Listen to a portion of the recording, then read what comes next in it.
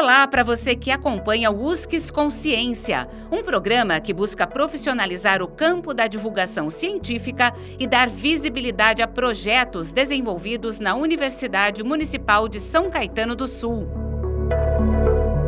O USCS Consciência foi criado para conectar ciência e sociedade e se dedica à prática de divulgação científica a partir dos meios de comunicação em diferentes formatos e linguagens.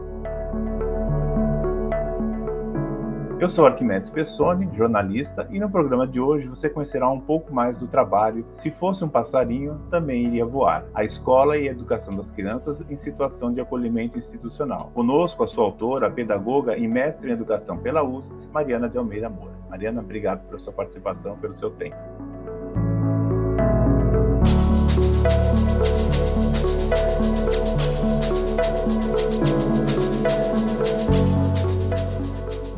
Eu que agradeço o convite, professor. Então vamos lá, você conta na sua introdução, né, na sua dissertação, que essa temática vem da sua atuação profissional, né? Conta um pouco mais sobre isso, como é que surgiu. Então, não é muito comum ter a criança em situação de acolhimento na sala de aula, porque depende da proximidade, da localização, né, da escola e do serviço. E eu tive, não sei se posso chamar de coincidência, mas todas as escolas em que eu trabalhei estavam próximas até hoje dos serviços de acolhimento. Então, eu sempre convivi com essas crianças nas minhas turmas. E, assim, as minhas bases teóricas, pedagógicas, pessoais não foram suficientes para estabelecer uma relação ali, de fato, que contribuísse, que conseguisse, de alguma forma, desenvolver um laço, sabe? A questão da efetividade e tudo mais. E a busca por estratégia foi muito solitária. Então, veio essa vontade de pesquisar. E você chegou com a temática já pronta ou você e a orientadora foram moldando, assim? Porque teve mudanças, né? Me parece que você ia fazer na rede onde você trabalhava e não foi possível, inclusive. Né? A ideia de pesquisar as crianças em situação de acolhimento já estava comigo. Então, eu trouxe,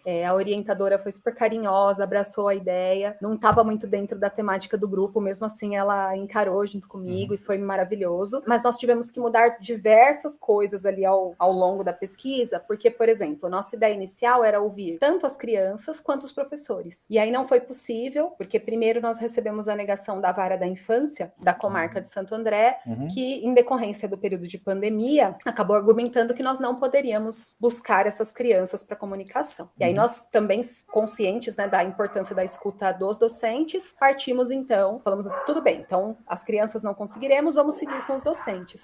A ideia era pesquisar em Santo André, que é a rede em que eu atuo, e na unidade em que eu atuo como professora, porque o que acontece? É muito difícil, o sigilo em relação a essas crianças impede que nós saibamos onde eles estão. Então ali eu já saberia, ficaria mais fácil de seguir com a pesquisa, mas nós fomos negadas também pela Prefeitura de Santo André, com a justificativa de que a Prefeitura já trabalha numa perspectiva inclusiva e que então essas crianças já estão abarcadas, né, pela estrutura do município.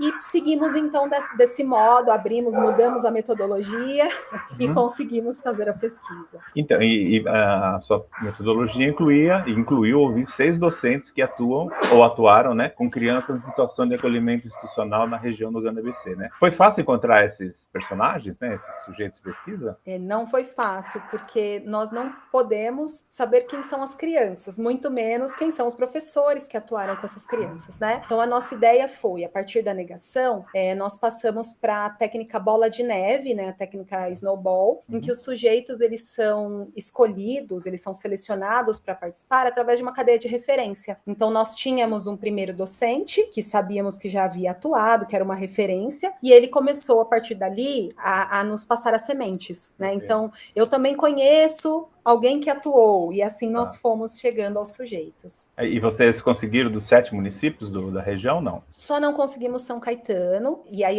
nós até trouxemos essa justificativa, que a estrutura do município em relação aos serviços de acolhimento, de acordo com os dados que são divulgados, é uma estrutura muito diferenciada dos demais. Então, é pequeno, é menor. O dado atual é que existe um serviço de acolhimento somente no município, e que atenderia 2 adolescentes. Então, foi muito difícil encontrar um professor. Foi o único município que nós não conseguimos representante. Agora eu vi que você fez um trabalho muito bom, né, e até te parabenizo por isso, de levantar o perfil do adolescente ou da criança em situação de acolhimento, né, no Brasil, depois você recortou para a região. Qual é o perfil dessa pessoa? com a cara dele, ou dela, enfim. Sim, nós tentamos na pesquisa, de maneira nenhuma, engessar esse perfil, né? Colocar como, porque são sujeitos, cada um.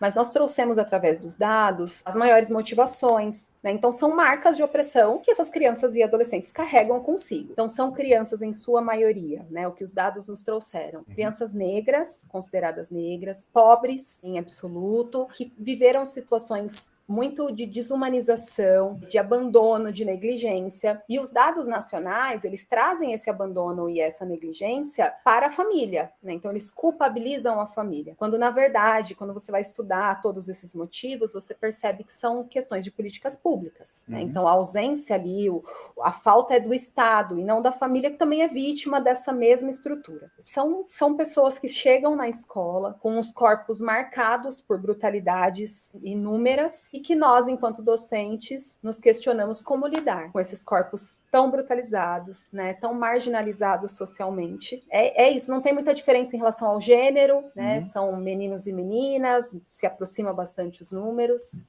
E em relação, na sua pesquisa, o que ela revelou quanto às instituições e quanto aos profissionais que atuam com essas crianças? Acabou revelando um despreparo das instituições, né, um desconhecimento. Os entrevistados, eles trouxeram muito a necessidade da formação, a falta da formação docente e totalmente uma ausência de diálogo sobre essas crianças dentro da escola, né? Então, até que ponto esse sigilo, que é legítimo, acaba interferindo nesse fazer escolar? Até que ponto ele poderia, de alguma forma, ser ultrapassado? Porque nós temos que considerar os contornos dos nossos estudantes, né? Não dá para ir para uma sala e não considerar a vida de cada uma daquelas pessoas. E não temos essa possibilidade em relação às crianças que estão em situação de acolhimento. Então, foi muito marcado, os profissionais marcam essas crianças como crianças de falta, de ausência, não apareceram elogios durante a pesquisa. Os pequenos elogios que aparecem, eles, na verdade, estão velando uma crítica. Então, é assim, eles são espertos, mas não inteligentes. É uma esperteza de vida. Então, traz isso mesmo. Eu acho que o desconhecimento fomenta o preconceito, né? Mas você acha que esse preconceito é inerente, assim, ao professor?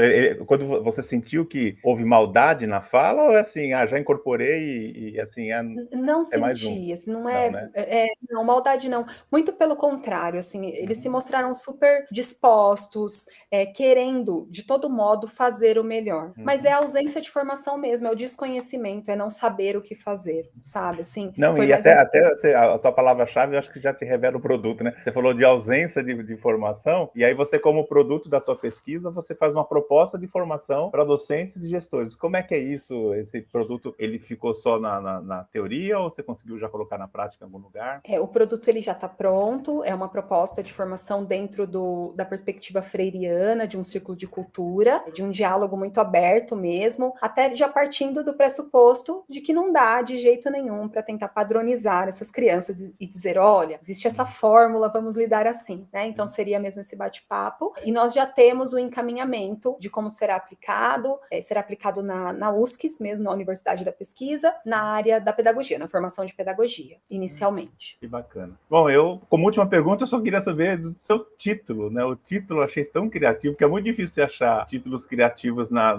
pelo menos o que eu vejo, né? Aí na pós-graduação, o pessoal mais sisudo, né? Serião, né? E eu achei tão diferente o seu título. Como é que surgiu? O título foi muito engraçado, assim, né? Porque, na verdade, ele mudou no último momento. Nós chegamos até a defesa com outro título. E aí, naquele momento, nós sentimos, assim, e foi uma coisa que eu senti, fiquei meio assim de falar, a orientadora também. E aí, quando nós falamos, foi meio aquela fala conjunta. Sim. Foi uma fala de uma das entrevistadas. Ela trouxe uma história, né, de uma criança em situação de acolhimento que ela atendia.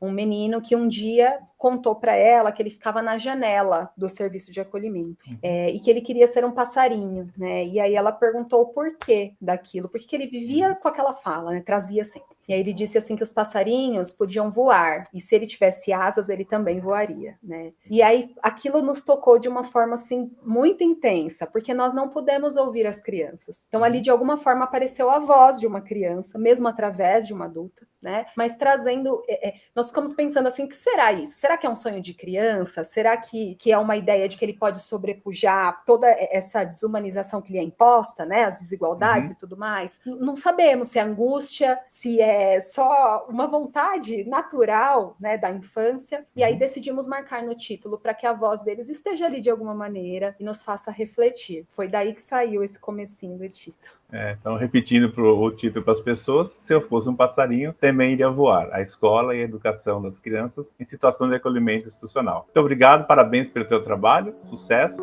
Esse foi o USCS Consciência, programa sobre pesquisas realizadas na Universidade Municipal de São Caetano do Sul. Este episódio teve a apresentação de Arquimedes Pessoni e trabalhos técnicos de Márcio Roberto do Nascimento Filho. O USCS Consciência é uma produção da Coordenadoria de Comunicação e Universidade de São Caetano do Sul e pode ser acessado no canal do YouTube da USCS e nos aplicativos de podcast. Você encontra o USCS Consciência nas redes sociais Facebook e Instagram.